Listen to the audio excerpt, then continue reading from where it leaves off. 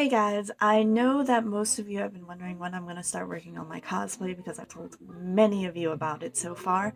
I've officially started. I'm working on the quiver right now, and then I will be documenting the entire thing. So if you want to see my progress, join in, and I'll be posting hopefully once a week at least. Depends on how much I'm working that week. But I'll be posting the videos of how I'm making each item.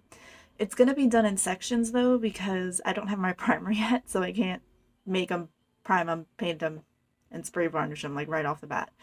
So right now I am just going to make each piece and then I will post the priming and the painting of each piece and the spray varnish all in one video. So it'll be like two-part videos per piece. Um, Currently, I'm working on my quiver. I will be posting a video of that next week.